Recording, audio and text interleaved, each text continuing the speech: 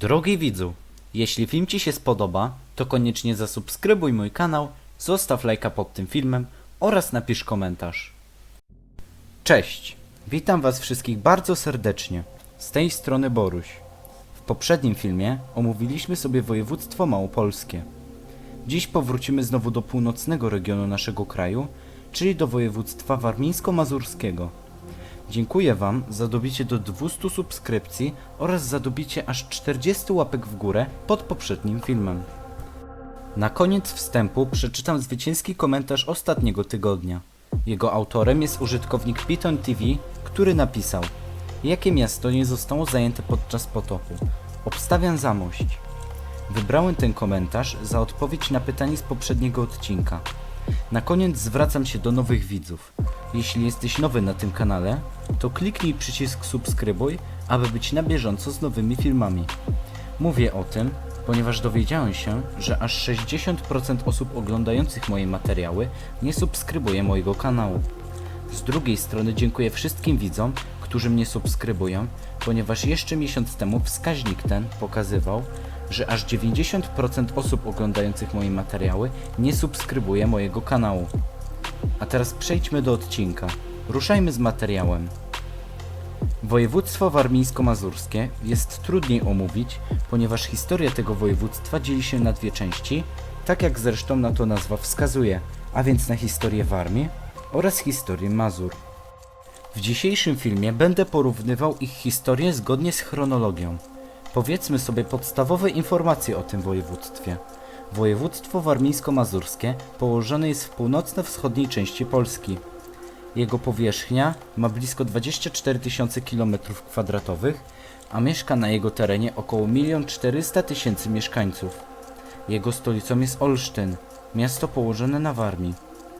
Ale jak toczyło się życie Warmian i Mazurów na przestrzeni wielu minionych stuleci? Zaczynamy omawiać historię tego województwa, gdy powstało państwo polskie. Wówczas cały jego teren należał do plemion pruskich.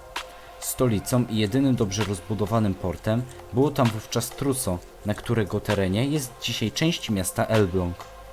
Potem, od pierwszej połowy XIII wieku, na Warmii i Mazurach rządzą Krzyżacy. Wpływa to dobrze na wyedukowanie tamtejszej ludności oraz na infrastrukturę tego regionu. Ponadto Krzyżacy budują mnóstwo ceglanych zamków, dzięki czemu miejscowa ludność może czuć się bezpieczna przed najazdami obcych wojsk. Teraz przejdźmy do momentu, kiedy historia tego województwa zaczyna się wiązać z polską państwowością, a więc do XV wieku, kiedy to w 1454 roku dochodzi do wojny trzynastoletniej, podczas której Warmia zostaje przyłączona do Polski, a Mazury są częścią pruskiego Lenna Królestwa Polskiego.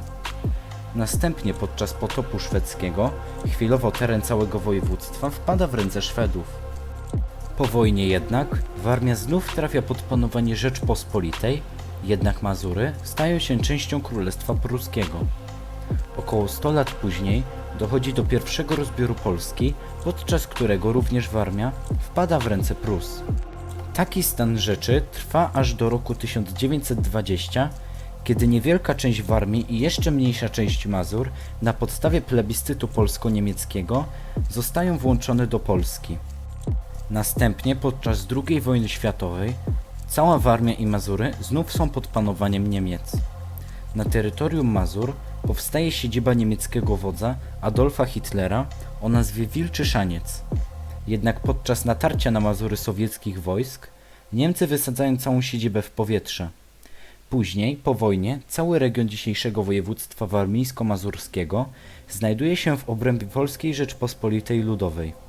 Dziś jednak kraj ten ma nazwę Rzeczpospolita Polska i to w jej skład wchodzą Warmia i Mazury jako województwo warmińsko-mazurskie. Krainy te zostały złączone, ponieważ mimo różnej historii mają wiele wspólnego, chociażby kulturę, położenie geograficzne oraz podobną faunę i florę.